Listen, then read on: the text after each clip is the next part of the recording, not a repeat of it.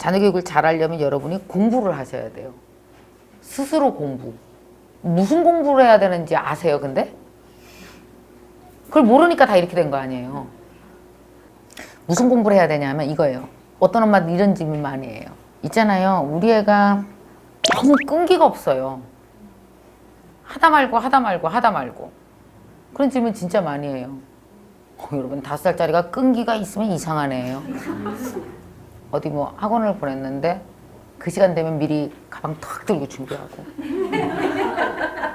만화 보다가 학원 가야 된다고 벌떡 일어나고 걔 빨리 병원대로 가야 돼. 우리도 학원 다니기 싫을 때가 있는데 안 그래요? 우리 애는 너무 끈기가 없어요. 막 이런 얘기를 엄마들이 한단 말이야. 뭐라고 대답 스스로에게 해줄래요? 그걸 모르니까 카페에 올리는 거예요. 우리 애는 너무 끈기가 없어요. 뭐 이런 거. 그래요? 아, 우리 애는 너무 한 가지 일에 집착해서 큰일인데 이게 말도 안 되는 수다를 떨어요. 여러분 끈기 있어 봤어요? 한 가지 일을 끝까지 해내본 적이 있냐고요. 스스로. 난 없어요. 난 그렇게 독하지 않아요. 그래서 나는 뭘 아는지 아세요? 끈기 없고 들락달락거리는 것도 하나의 성품이다. 알아요. 해봐서. 근데 내가 끈기 없는 내 성품 데리고 25년간 사회생활 했어요. 27년간 했어요. 더 길게 했어요. 내가 느낀 게 뭔지 아세요? 들락달락도 50년 이상 살면 나름 질서가 잡혀요.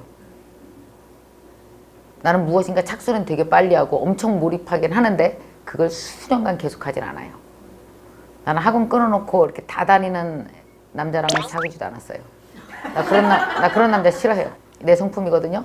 그 내가 아는 게 뭐냐면 끈기가 없건 뭐가 없건 무조건 타고난 내 성품에 대해서 자랑스럽고 사랑해야 끝까지 데리고 살 수 있다라는 걸 알아요. 그래서 나는 우리 아이들의 단점을 다 하나의 성품으로 보고 저 기반 위에, 저 성품 위에 애들이 잘 살 수 있도록 칭찬하면서 가르쳐요. 이게 무슨 뜻이냐면요. 직접 해보지 않은 자가 공부를 안 해본 사람이 공부를 못 가르치듯이 그런 식의 삶을 안 살아본 엄마는 늘 겁을 먹게 돼 있어요. 우리 애가요 요새 공부를 너무 잘했거든요. 고등학교 1학년 때까지 거의 전교에서 3등 안에 들었거든요. 근데 애가 갑자기 공부를 안 해요. 완전 슬럼프예요.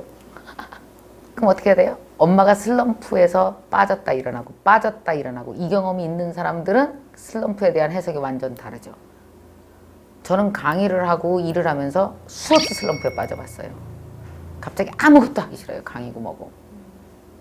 그 일을 통해서 자존감이 바닥을 쳤다는 뜻이에요. 너무 강의를 열심히 다니고 다른 강사들과도 막 경쟁하고 그리고 어떤 데는 강의를 잘했다가 어떤 데는 못했다가 막 평가도 들쑥날쑥하고 매일같이 열심히 살다가 보니까 어떤지 아세요? 내 좌절을 자꾸만 보게 되고 그래서 내가 자존감이 바닥이 친 거예요. 그때는 어떻게 해야 돼요? 무조건 쉬어야 돼요. 슬럼프는 쉬는 게 약이에요. 한참 쉬고 나면 그 슬럼프가 무르익으면 제도약이 한번 확 일어나요. 하도 많이 그걸 경험을 해봐서 나는 우리 아이들이 슬럼프에 겪었을 때 늘 알아요.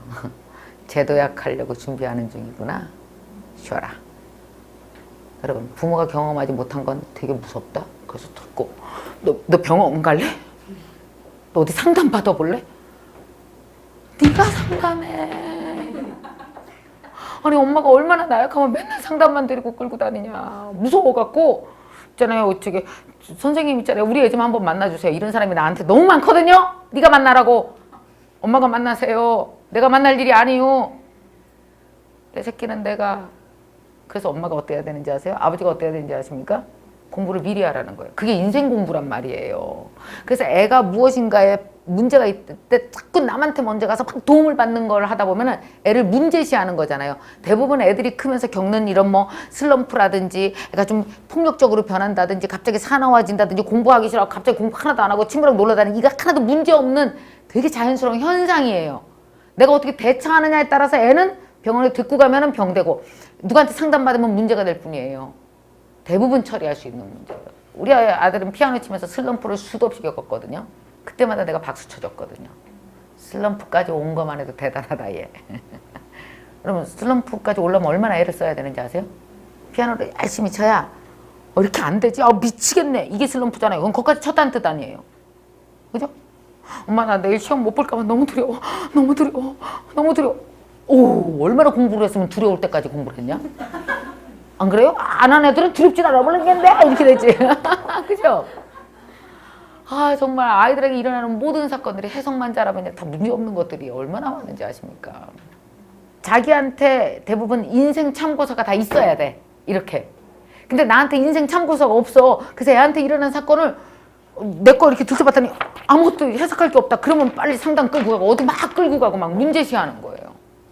그러니까 여러분이 더 엄마 아버지가 더 아이들에게 공부를 하고 보라고요. 인생 공부를 하면서 보라고요. 내가 오늘 이런 얘기 해서 뭐 도움이 될지는 모르겠네. 왜냐하면은 백날 얘기야 소용없다. 돌아가면 다 똑같이 해. 그게 아주 죽겠는 거예요. 근데 변할 수 있어. 애가 아주 미쳐 날뛰면 방법이 없어서 변할 거야. 그래서 애가 엄마를 변하게 하는 가장 유일한 방법이 뭔지 아세요? 엄마가 제일 무서워하는 짓을 하는 거지.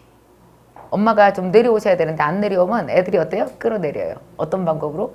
밥 안 먹기, 공부 안 하기, 친구들 만나서 새벽 3시까지 쏘댕기기, 뭐 가출하기, 뭐 욕하기, 이런 걸 통해서 엄마 아빠가 가장 무서워하는 걸 반복해서 하지. 그래서 엄마가 초토화돼서 내려앉게 만들지. 스스로 내려오시면 좋은데 못 내려오니까 애들이 잘 알아요 그런 거. 엄마를 겁먹게 하는 방법. 안 할 수 있겠어요? 어때요? 아빠 어때요? 안 할 수 있겠어요? 우리 아빠들이 잘해요 자녀 교육을. 이유가 뭔지 아세요? 자녀로부터 멀리 떨어져 있어서 봐서요. 그래서 객관적으로 보면서 할 수 있어요. 엄마는 자녀 옆에 너무 붙어있고 그리고 옆집이랑 너무 붙어있어서 너무 오염된 거예요. 남자들은 관심이 없는 바람에 별로 오염이 안 된 남자가 많아서 오히려 하면 더 잘하는 경우도 많은데 여자들은 너무 오염된 거예요. 자녀 교육이. 이렇게 해야 된다는 생각이 너무 강한 거예요. 그래서 잘 안 되는 거예요. 그래서 변하기가 너무 힘든 거죠.